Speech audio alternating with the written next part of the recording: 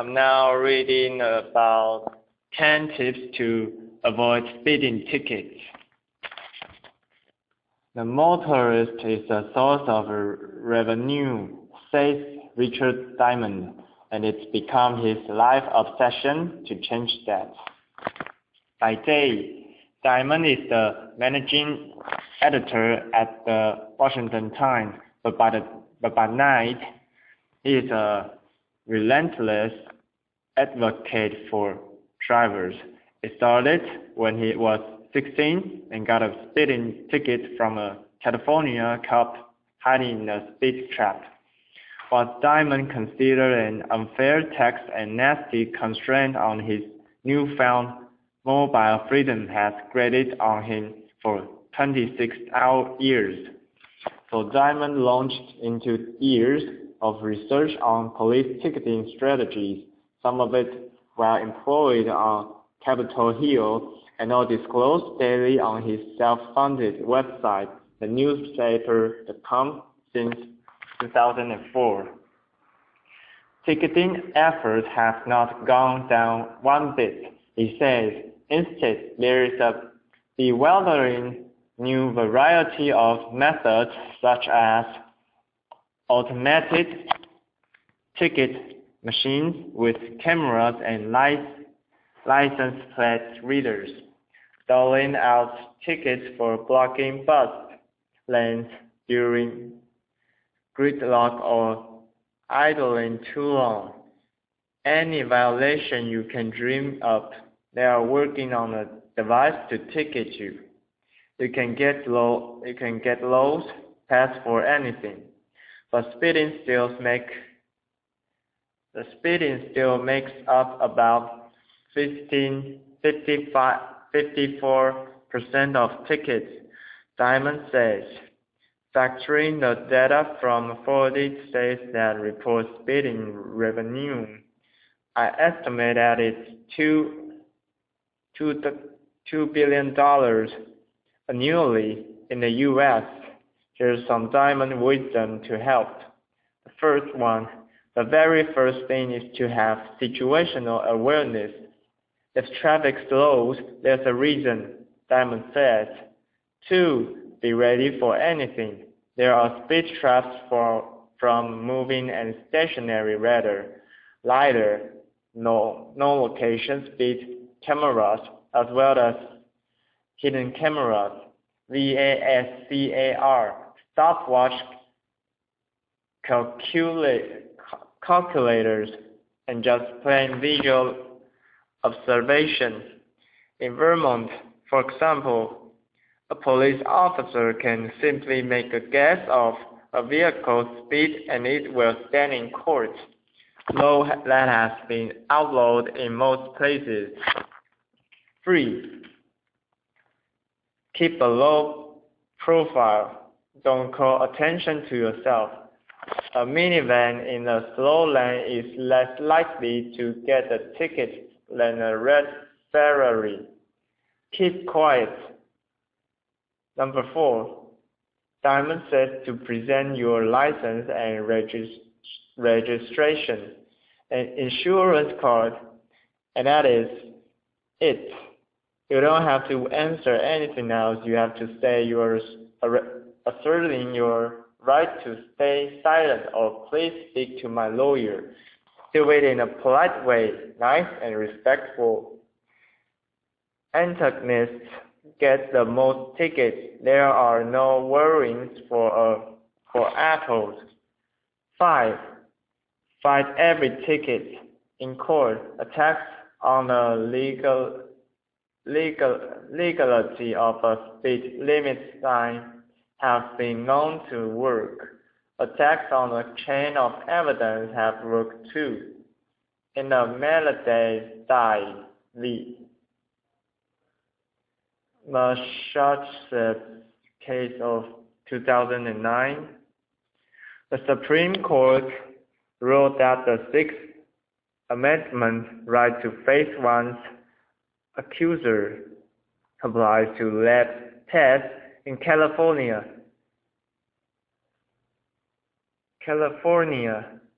Courts have interpreted interpreted Courts have interpreted this to mean that photo tickets are not valid unless the technician who analyzed the photo testifies in court.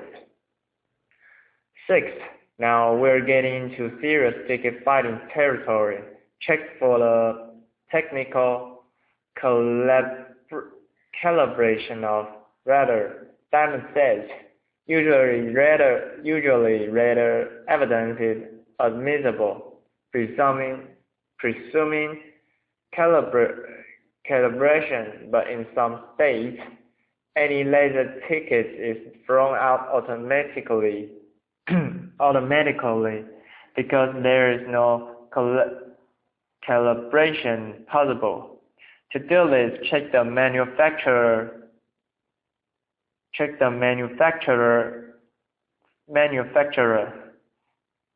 specifications for the device via a FOI, Freedom of Information Act. Request to the police department that issued the ticket. Ask for a description of how the police department aided by the calibration specs, which usually involves checking a radar gun's frequency with a tuning fork provided by the radar gun manufacturer and sending the unit to the manufacturer to be recalibrated. It's worth investing the time to get your ticket overturned. I've done it myself in Virginia. First thing to do is pull up the vehicle code.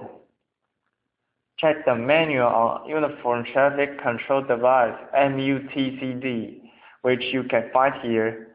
Diamond says if the speed limit signs aren't up to code, you can beat the ticket on a technicality. Even the font of the sign is specified. It says, and many places hide cameras behind signs and bushes. There's even one behind the Welcome to DC sign.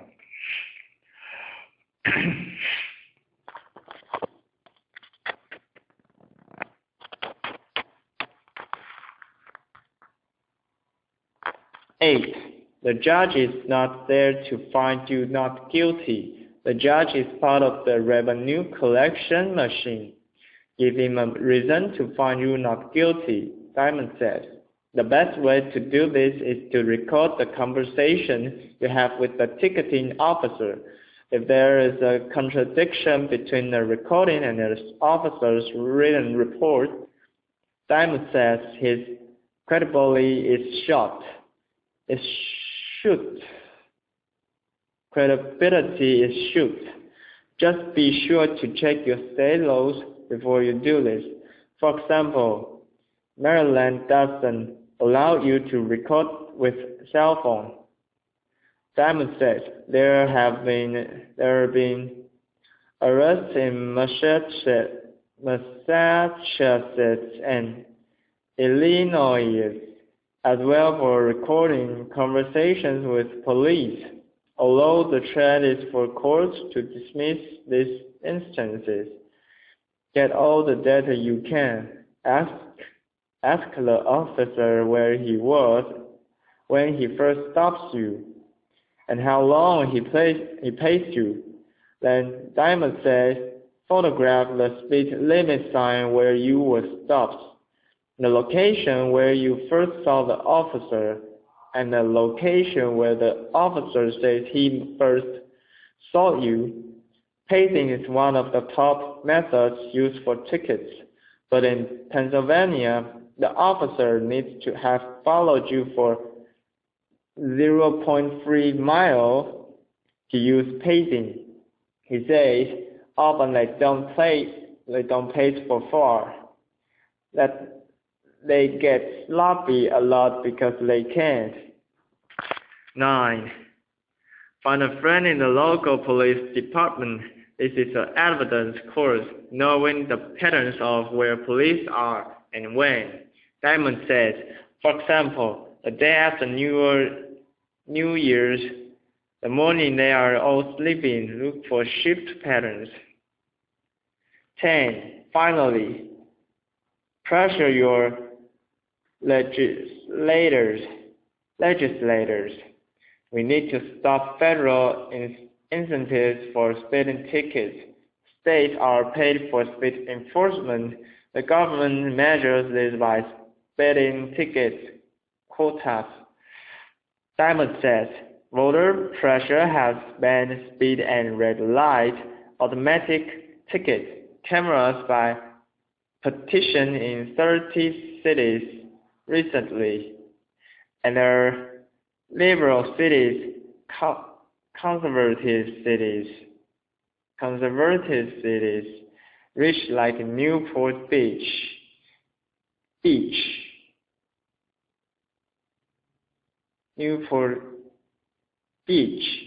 Poor cities, big like Cincinnati, small cities, it doesn't matter. I'm now reading NJ's Street sweeping machines are man's obsession. Some people are into fast cars or sleek aircraft. McKinley Page has nurtured an obsession with the more mundane vehicle, the street sweeper. Page, who goes by Kenny, is arguably the world's most enthusiastic devotee for the machines, and he has been obsessed with them since his first glimpse of one as a child nearly 50 years ago in Newark. He says the noise and movement of the brushes captivated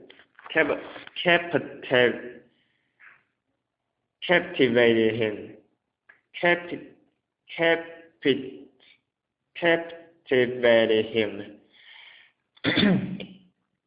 I sat there for maybe a good 25 minutes just staring at it, watching it, and from there then the fascination was there.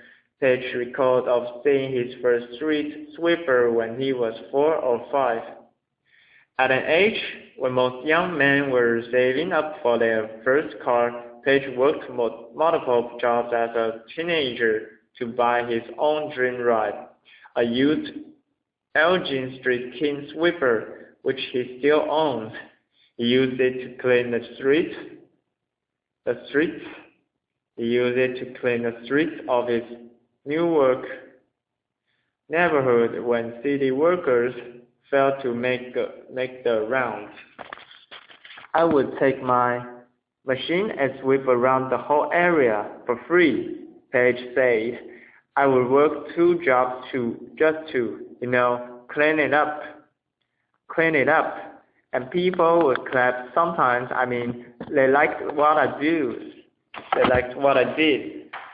If street sweeping machines were the objects of his affection, the companies and engineers that made them were his personal heroes. In a reply letter dated November 21, 1972, an official from the Illinois-based Elgin Sweeper Company thanks Page for the multiple fan letters and hand-drawn images of street sweepers that he sent company officials, and he shares his lament over the Elgin Street King being discontinued. Yes, McKinley, I'm afraid the Elgin Street King has gone down in history with the Zeppelin, the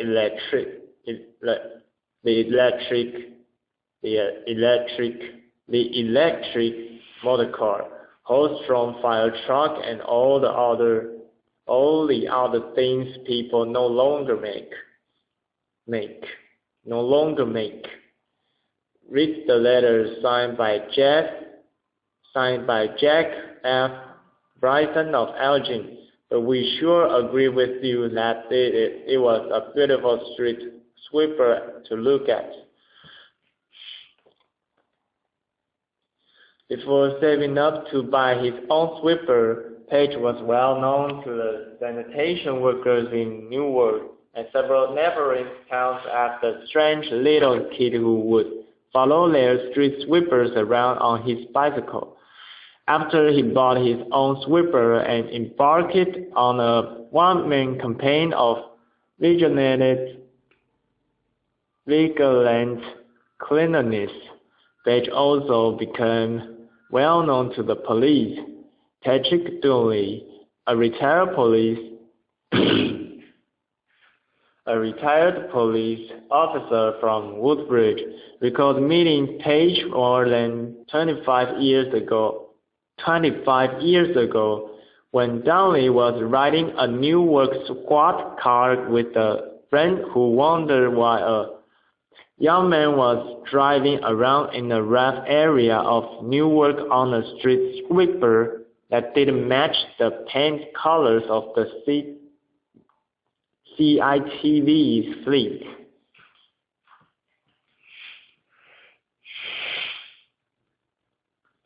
We pulled him over.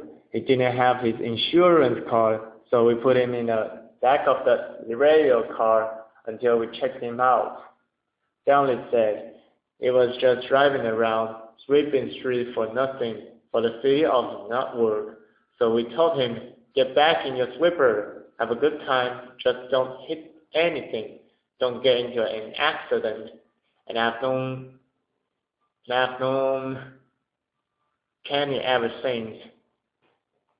Downey is one of Page's extended circle of friends who have formed an acting troupe that is working on getting scripts produced by Page's life and other topics.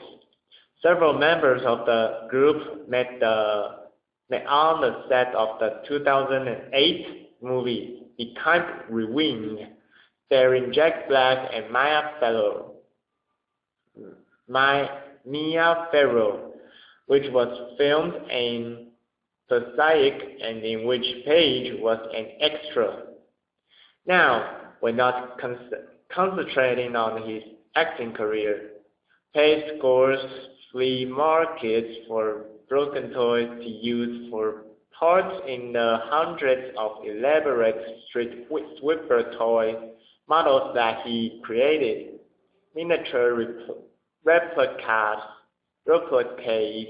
of the different sweepers used by sanitation departments in towns across New Jersey. And after moving recently to Bethlehem, PA, Page introduced himself to the town by sending the mayor one of his handmade models, an exact replica of the city's street sweepers. I'm now reading Colbert launches Twitter boat to praise Fox News. In Murdoch's World, the new book about News Corp chairman Rupert Murdoch and his media empire, NPR's David Falkenfeld revealed that publicists at Fox News used thousands of fake aliases to counter negative comments on anti-Fox blog posts across the web. Fox PR staffers were expected to counter not just negative and even neutral blog postings but the anti-Fox comments beneath them. Falkenfeld wrote, one former staffer recalled using 20 different aliases to post pro Fox runs. Another had 100. Several employees had to acquire a cell phone, some drive to provide a wireless broadband connection that could not be traced back to a Fox News or News Corp account.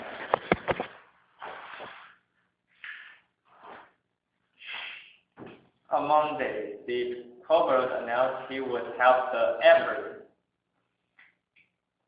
unveiling a Twitter account that uses an algorithm to seed out threads for the top-rated cable network every 2 minutes. If you watch this show, you must know it would not be possible without the all-star team of patriots over at Fox News. Cooper said, they are like the Harlem Globetrotters of people who do not throw to Harlem.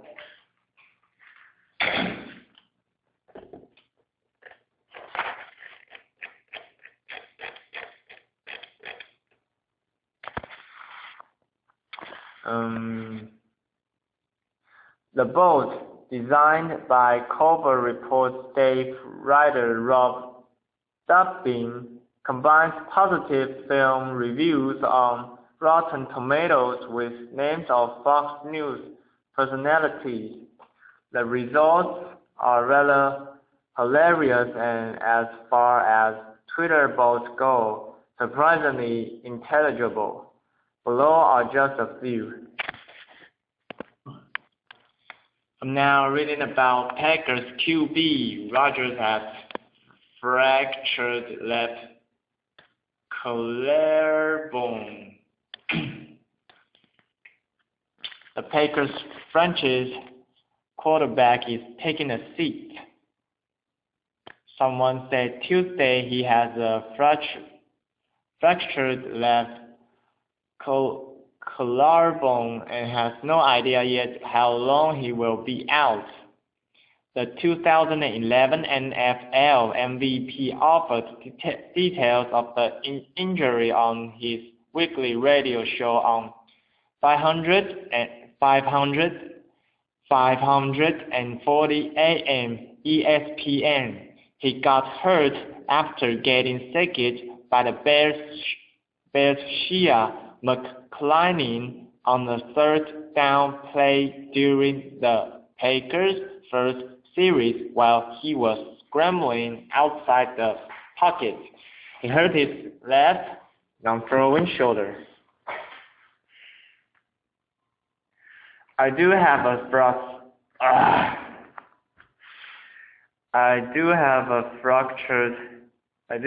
fractured collarbone. That's a significant injury. Dodger said we will know more about the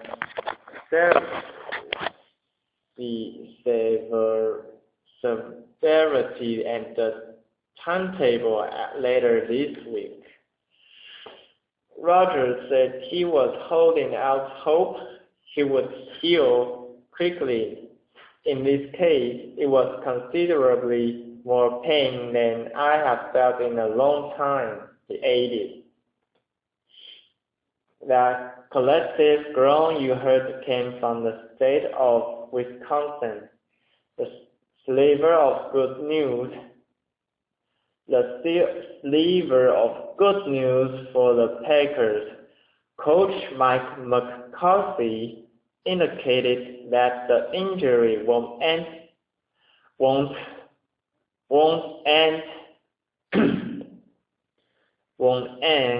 Rodgers' season.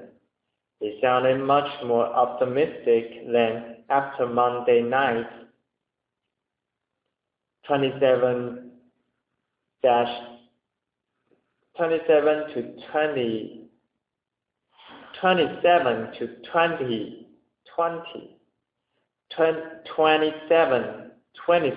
to 20 loss to Chicago. Unrelieved, no doubt, McCarthy told reporters at Lambeau Field with the new information that was given today. Everybody felt better about it.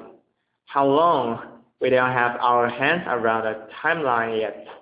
But I know Aaron is very optimistic and he will do everything he can to get back in a timely fashion. So instead, Seneca Willis, who wasn't even in Packers training camp this offseason, to take over the offense when the Philadelphia Eagles on Sunday. Waters was signed before the week of the season opener after Green Bay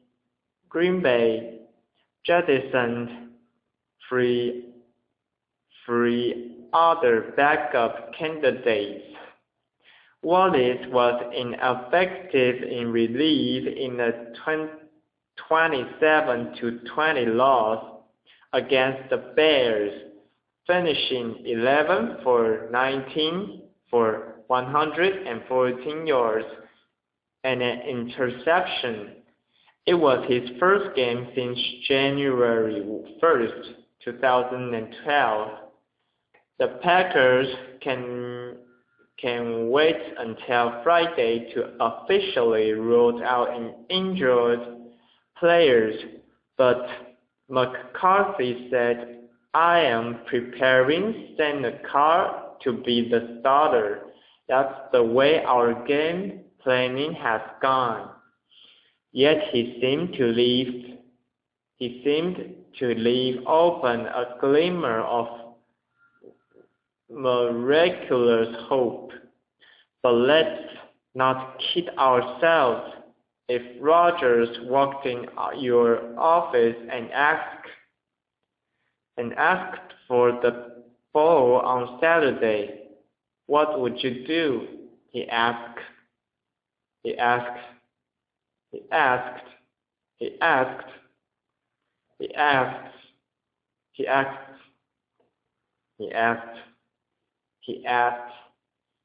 Rhetorically, so, well, just see what happens. On a team rocked all season by injuries, Rodgers had been a rock. The Packers had reeled off 4 straight wins despite being without top players like linebacker Clay Matthews, Randall Cobb, and Jermichael Finley. Losing Rodgers might be the most devastating blow of all.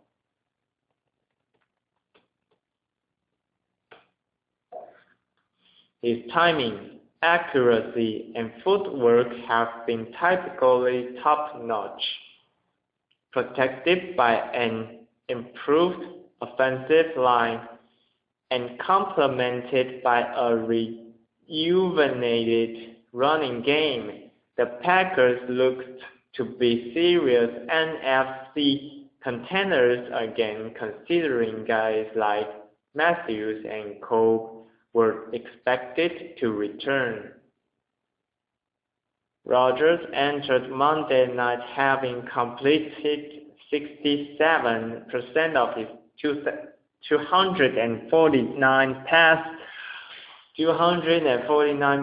attempts for 2,191 yards and 108.0 quarterback rating.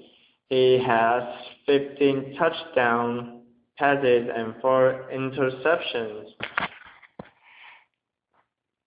And since taking over for the equally dependable Brett Favre in 2008, Rodgers has only missed a game due to injury once, on December 19, 2010, for a concussion. Rodgers got emotional at one point during his 15-minute radio appearance when he described the reception he got from fans as he walked back to sideline in green Wampus in the third quarter.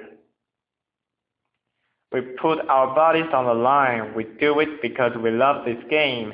But when I walked back out on the field, I'm getting a little choked up here just thinking about it, Roger said. That was one of the top 5 moments of my career here.